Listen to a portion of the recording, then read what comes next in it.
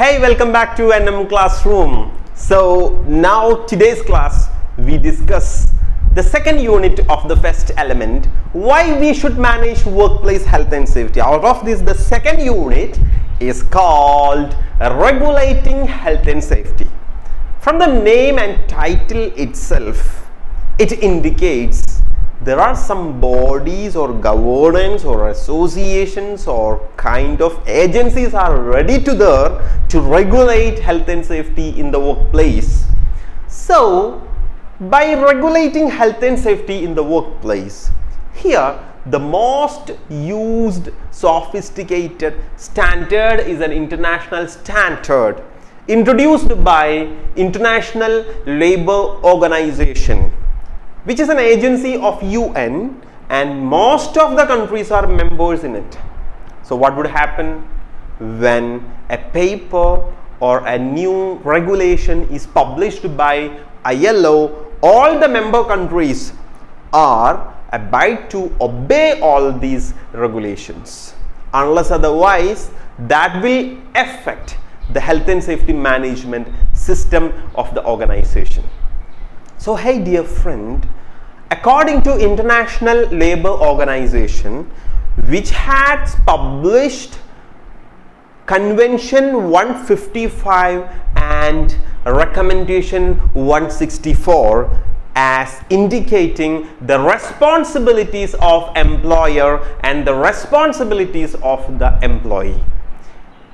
Basically, every organization should have a set of framework to regulate health and safety in the workplace, for which the ILO standout C155 and R164 in 1981 of Occupational Health and Safety Management System in different articles. So by obeying all these formulas, of course an organization can bring out good health and safety management in the workplace. So what is meant by C155? Of course that will come to your mind, isn't it? So it's a kind of regulation, but it is not a law or norm or a national law or international law. No, ILO C155 is not a law, but it's a management standard, same like ISO.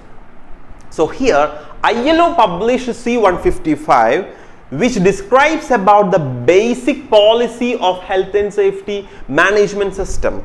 That means how an organization safety management system should appear into the workplace will be displayed in C155. But what does it mean by R164? Of course, R164 indicates how to comply these policy and standards into the workplace. That means R164 will be explaining a bit more about workplace health and safety. So C155 is the backbone or the framework or the blueprint of health and safety management system. Out of that, R164 is recommendation provides further supplements towards to C155. So let us look on that. What are the employer's responsibility according to C155 and R164? What are the employer responsibility? Hey, what is meant by employer? Employer can be called as any person or any organization which employ the people, isn't it? So employer is a legal entity. It may have human life or not. It's a legal entity. As an employer, what are the responsibilities according to ILO C155? There are mainly three responsibilities have mentioned in ILO C155, which is clearly mentioned in your textbook. You can just glance through it. So the first responsibility is to ensure that all the workplace in a sense, yes, of course, the workplace, the premise, the environment, and what around in and around the workplace. Workplace Not just only workplace, work equipment. What are the equipments being used? It can be machines, it can be other vehicles or kind of anything. Equipment, workplace equipment, process. What is mean by process? Process in a sense that what kind of process that we rely on to our work. So all the process and all the procedures, all the methods, make sure that all are running under well safe without risk to health. So the first, it's just a single statement. It speaks a lot. It's a big ocean. So if any workplace or work equipment or procedure or procedures which are not safe, that will be against C-155 of ILO. That can be found by inspection or labor inspectorate. You got it, right? Then the second point of C-155, we can easily say all the physical, chemical, biological substances and agents are used in the workplace which are completely safe and without risk to health. So of course we can give some examples like chemicals. There are different chemicals in the workplace which being used. And there are different biological agents and substances, fungi, bacteria, algae, virus, and all these are these biological substances. So all these substances or all these properties or all these elements, make sure it's safe and without risk to health. And the third point is called to provide PPE, personal protective equipment and clothing, which is as free of cost and which should not adversely affect the health of the worker, right? So in order to comply all these three standards, we could say that this organization, based on ILO framework C-155, carrying out their operations safe and healthy. You got it? So let us move on to what is meant by R164, recommendation 164. C-155 is the basic policy. R164 is a bit expanding form of C-155. So the recommendation 164 speaks about, we could say, of course, that whether checking that the employer provides right to PPE and clothing for the worker which is free of cost. And the employer should ensure that hours of work should not badly affect the worker. Suppose that they've been given 8 hours the duty time and they are giving more time of work and workload without overtime. So that is against the policy, right? That is against the R164 ILO. That is against the health and safety standards in the workplace. And to remove the extreme stress and fatigue of the worker. See, suppose the worker is working influenced by high stress, high pressure, high tension, high anxiety, only due to the employer response and behavior. That is against the employer responsibility of R164. And let us look on the next point, to update the knowledge, that all the workers should be updated with the scientific and technical knowledge in order to update the workplace health and safety. That is the knowledge. And let's look at the next point, to ensure that all the workplace equipment, process and machineries are under safe and without risk to health, as we discussed in C-155 first point. And of course, it's mandatory to give the training to the workers. The training, it can be when a new employee joins, they must be trained by induction, new employees induction training. When job change, the training is needed. When technology change, based on new technology, the training is needed. And we'll have to, maybe that more number of accidents are happening in one particular place though, so that the training is required.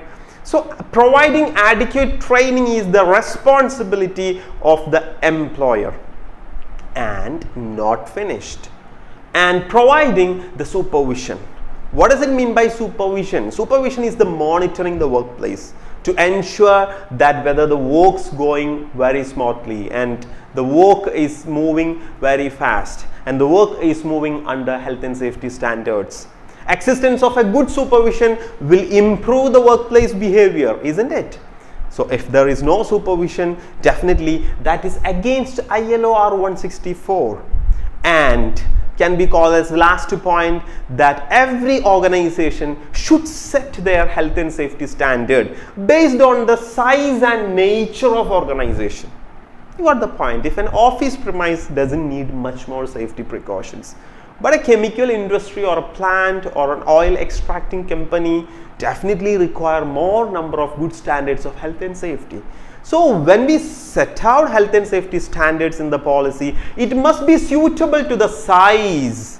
Size in essence is only 15 workers are working and 1,500 workers are working. See the size and the nature of undertaking. It can be that office premise to the logistic premise to the oil company premise to the hospital. So different kind of safety and health and safety measures are required, isn't it? So dear friend, this is the most important question in NIBUSH examination. Do you know how these questions been asked? They will never gonna ask what are the responsibilities of employer. No, they'll be giving a scenario. Based on the scenario, they'll be asking us, what are the employer obligations have contravened by the employer? What are the employer obligation according to ILO C155 and R164 being violated by the employer in this scenario? You got it?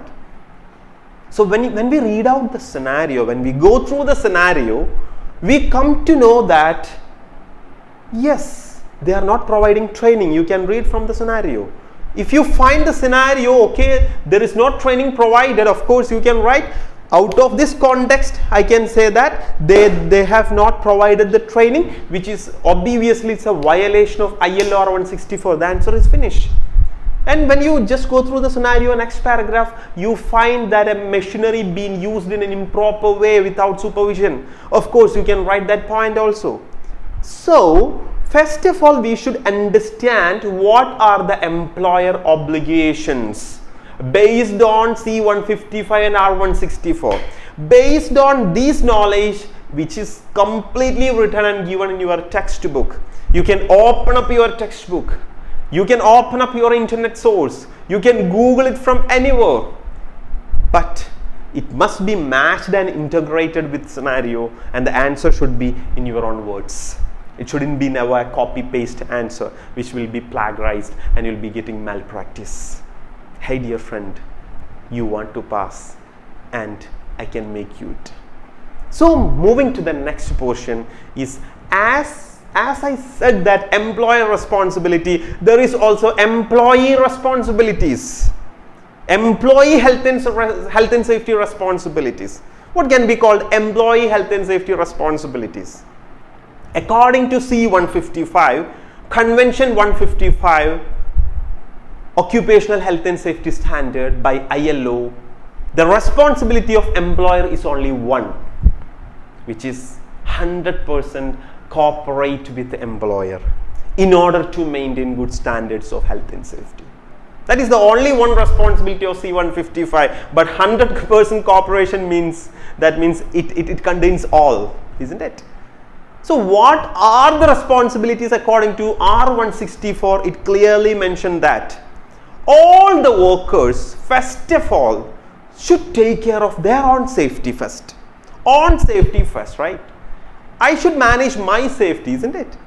When an emergency fire occurs, that I will manage my safety, right?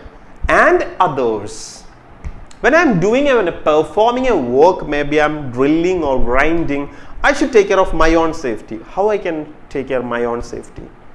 I can wear the glove, I can wear the safety goggles, I can wear the boot and everything, and I will be competent worker also, so that I am taking care of my safety. And I should not harm others also. That you got it with my work. That is the first responsibility of the employee. And of course, that obeying, compliance with all the safety instructions and procedures. They must be, when the employer instructed to do something, they must obey it. That is the responsibility. Otherwise, it's a clear violation of R164 and ILO employee responsibilities of health and safety. And that they should use all the safety equipments properly. We might be giving that most expensive PPE, respiratory protective equipment, and different safety equipments. No? So that must be used well in order. And other responsibilities, that of course the most important responsibility, the one who see the accident first, who must report to the authority and the concerned person. Maybe small accidents can be reported to the line authority, and the severe accidents can be reported to the next authorities, upcoming authorities, and they should have an internal reporting authority, isn't it? So not only the accidents but hazards also. Hazards which cannot be corrected by themselves. When a hazard, if I am an employee that I am sure that a gas is leaking or just a pump is leaking or machine maintenance is there, so I find out this hazard, I know that I cannot correct it myself and it's not my scope of area, so I should report it. Otherwise it will turn to an accident. So this is the responsibility. But at the same time, a worker does not need to report very minor hazards. Suppose there is only just a single nail is there, so that he can also remove from the workplace, isn't it? So in short, what I am telling you, that according to C155 and R164 of ILO, completely holistically speak about the responsibilities of employer as well as the employee. See, my dear friend, understand, please understand, this question will be asked in this form only, that identify or outline or comment what are the employer and employee responsibilities have been contravened or violated or breached by the organization in this scenario. In this scenario means the given scenario on your examination day. You got my point? And the chapter not end. The workers or employees not only having the responsibilities, but they also got some rights. You know what is meant by rights? Rights can be called that it's our freedom, isn't it? It is our choice. Rights. What are the rights? Of course, they have a right to get proper information about the updation of safety from the employer side. And they have the right to get trained. If they are not trained, they should get trained. That is their right. And what is meant by other right? Of course, right to get consult. Right to be consulted by the workforce and employer. The employer should give an opportunity to express their point of view, their views and their ideas and their concerns should be heard by the employer. So that is called a mutual consultation arrangement. But most of the organization will not give the consulting arrangement. They only just putting information and to act upon. And there is no give and take approach. Right? So that is against ILO. And right to leave the workplace if any emergency occurs. They don't need to ask to anyone. If the area is not safe, of course they can leave the workplace until authorized to come back. They can leave the workplace. So these are the workers' responsibility. Hey, my dear friend, in short, what we are discussing. Come on, awake. What we are discussing. We are discussing on the responsibilities of employer and the responsibilities of worker under ILO C155 and R164. Good. Then let me ask you, what would happen if these responsibilities are not complied in the workplace? If these responsibilities are not followed in the workplace, what would happen? Let us look on now. See, there are some enforcement agencies, deputed enforcement agencies. What are they? See, in a health and safety context, there are no harmonized enforcement agencies, but it can be vary from country to country, nation to nation, local to local. So there are basically 3 enforcement agencies could be found. The first thing can be called as health and safety police force, And the second one can be called as insurance companies. And the third one can be called as fire legislation. Different companies follows different enforcement agencies, right? So health and safety police force, what is their duty? Insurance companies, what are their duty? And fire legislation, what are their duties? See, we know that health and safety police force is a civil legal system kind of, and they advise and they give the procedures to be followed, and if there are any compliance, non-compliance, fine, of course go for the criminal proceedings and all, and they conduct the accident investigation. And the same as the insurance companies also. Why the insurance companies have been deputed as the enforcement agencies? In order to improve the safety, isn't it? If the insurance companies are highly paid by their premium, of course that the organization will identify good standards of health and safety, isn't it? Otherwise they will have to pay high to the employee. If all the employee have the security of the employer liability insurance, suppose an employee is got an employee got injured, and this organization have a liability insurance, that employee is safe in financially, but employer will be also under risk. So employer will try to find out to improving good standards of health and safety, isn't it? And fire legislation, some countries follow the fire legislation for promoting good standards of health and safety. Whatever they do, if any non-compliance find out, what would be the consequences?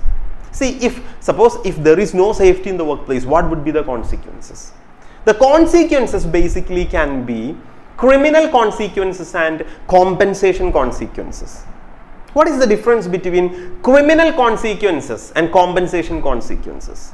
Criminal consequences, often it is the non-compliance by the organization. It is a crime. Breach of law is a crime.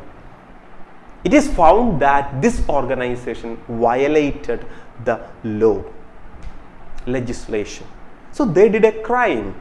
So the consequences followed by that crime, health and safety crime, called criminal consequences. What is meant by compensation consequences? Actually, they have not violated the non-compliance. They have not violated the compliances completely, but they have violated some particular point towards to be done to the employees. So that is called compensation. So they'll have to compensate to the employees.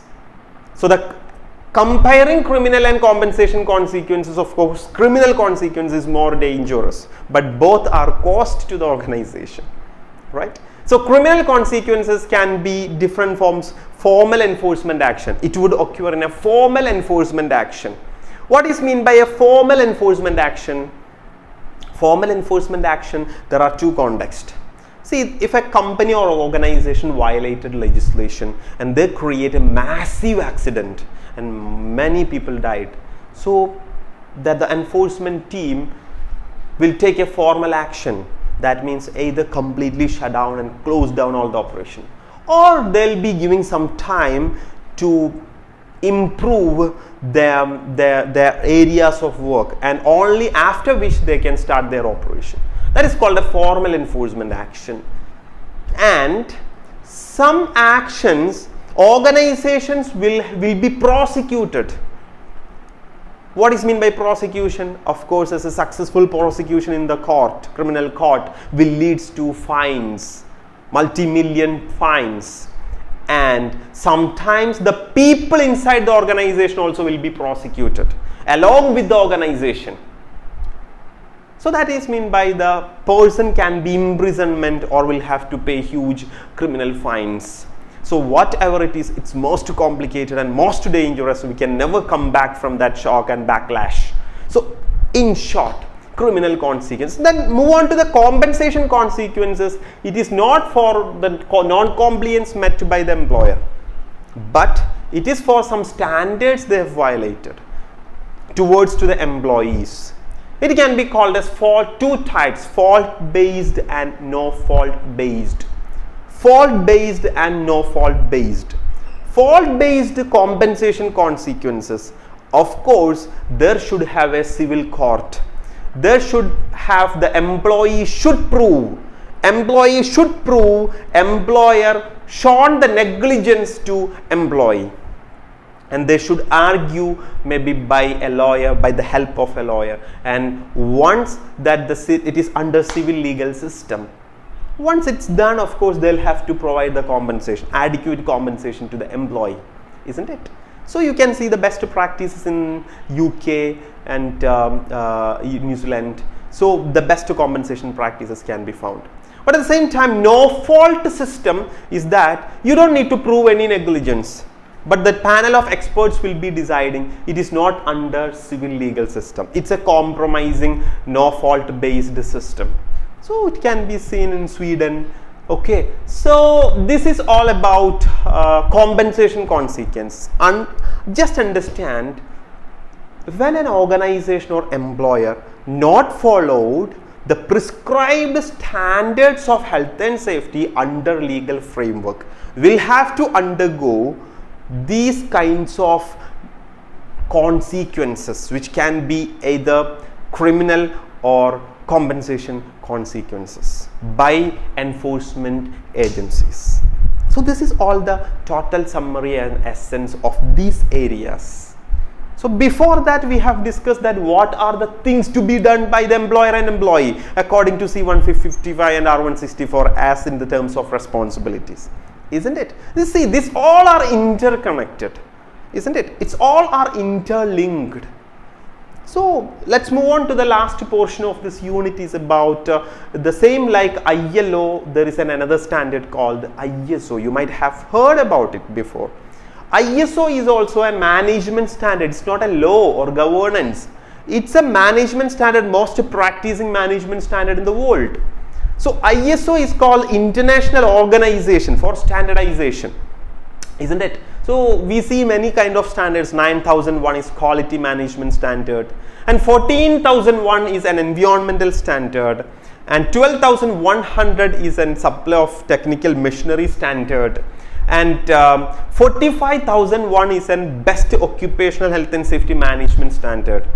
ISO 45001 is compatible with 9001 and 14001.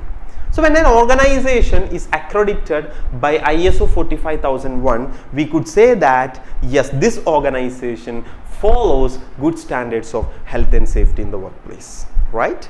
And for which, where are we get the sources of information, isn't it? To the last point of this unit, sources of information. See, there are basically, an organization will get two sources, internal sources and external sources. What is meant by sources? For what information? Nothing, safety information. When an organization needs to have safety information, in order to follow good standards of health and safety, where they will get the sources? Internally and externally. Internally is within the organization, externally is outside the organization. So within the organization, what are the information that we can have? Yes, of course, internally the medical record is there, from which we can get safety information. Accident record is there, risk assessment is there, safety instructions is there, safety maintenance reports is there, audit reports is there, safety committee minutes is there. Out of all these internal documentation, we come to know that internal source of information. Let's move on to the external source of information. It can be by national legislation, then safety publications, like there are different publications for safety, guidance notes by great people, and operating instructions, operating manuals, then guidance note and safety data sheets, and out of codes of practices. So out of all these areas, we could get the sources of information. So internally and externally. Got it? So in short, this chapter ends. Hey friend, it's quite simple. Safety is as much as our common sense and nothing more else.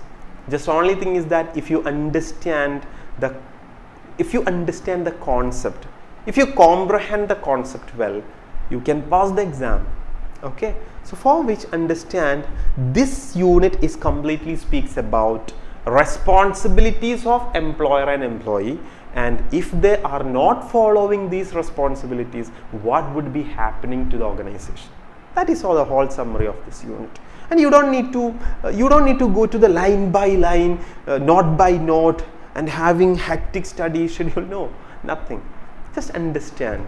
Once you understand the concept, that you will be in a position to write the examination, because you will be given the whole day and night to write the examination, open book exam, and you can refer the textbook, and you can refer the guidance, and you can refer the classes and all.